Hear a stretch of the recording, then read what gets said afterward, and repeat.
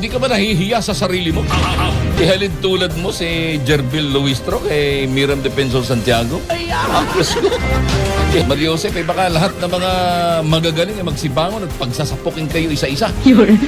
In defense of former Senator Miriam Defensor Santiago.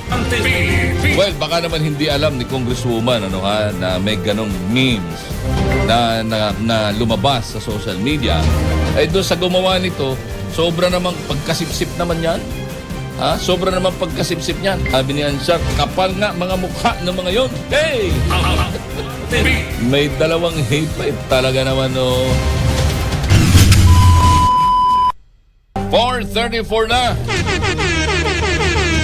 Good morning muna sa ating mga kabanteng nakatutok ngayon.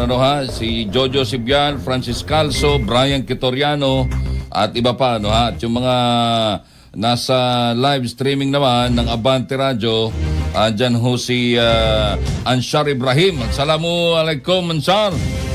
Helen Jupiter Gusilatar at Ace at Work. Yan, good morning Ace at Work. Good morning sa inyong lahat. Good morning! Abante Pilipinas! Aabot sa bilyon-bilyong pisong halaga ng koleksyon sa buwis ang mawawala sa presyo o sa gobyerno sa sandaling suspindihin ang excise tax sa langis. Sa pagdinig ng Senate Committee on Foreign Relations, sinabi ni Department of Energy Oil Industry Management Bureau Director Rino Abad na batay sa kanilang datos aabot sa 6 na bilyong piso ang mawawalang revenue tax kapag inalis ang excise tax sa diesel. Habang tinatayang 7.2 bilyong piso naman ang mawawala kapag inalis ang excise tax sa gasolina. Samantala, nakatakda namang magpatawag ng hiwalay na pagdinig ang Senate Committee on Ways and Means sa susunod na linggo para talakayin ng panukalang pagsuspende sa excise tax sa mga produktong petrolyo. Abante Pilipinas! Maaring totoo well, they are expert on this, mga kaabante. Maaring tama yung sinasabi nila that we might lost billion pesos in tax collection kung tatanggalin yung excise tax. Tama ho yun. Maaaring tama yun. Pero ano ang gagawin natin? Anong gagawin natin para umandar ang ating ekonomiya? Kasi pag nagkataon, yung ating umaandar na ekonomiya ay naglalakad na ekonomiya ang kalalabasan. Abante Pilipinas! Kasi yung ibang mga jeep ay hindi na bibiyahe. Baka pati yung ating mga transport cooperative maapektuhan din. So, anong gagawin natin ngayon? Will the government subsidize this sector para nang sa ganun ay patuloy silang makagulapa sa sitwasyon? Anong tulong? Yun ang hinihintay natin. Hindi natin hinahanap yung problema dahil yung problema nandyan na. Pag balik-baliktarin mo man yan, problema na talaga yan. Ngayon, ano ang solusyon? Solusyon ang hinihintay ng ating mga kababayan. Hindi impeachment trial. Abante Pilipinas! Ay wala lahat ng mga ipokritong congressman at congresswoman ay mga nakanganga. At nakatutok lahat ay sa impeachment. Pero sa paglalatag ng pondo para masundo ang ating mga kababayang OFW sa abroad, wala. Abante Pilipinas! Anong plano ninyo? Iniwanan na kayo ng presidente ninyong bangag. Abante Pilipinas! Anak ng nanay naman ang Pilipino nagsisikap. Hindi ba kayo nahihiya? I am referring to the government. Di ba kayo nahihiya na sa bagsak na ekonomiya natin ngayon, mga OFW ang siyang bumuhay sa atin dahil sa kanilang mga remittances o padala? Samantalang kayo, anong ginawa nyo? Inubos ninyong panahon sa paghahanap ng ikakaso kay Sara na kahit pagbalik-baliktarin ninyo, wala naman kayong makita. Abante Pilipinas! Di ba nga?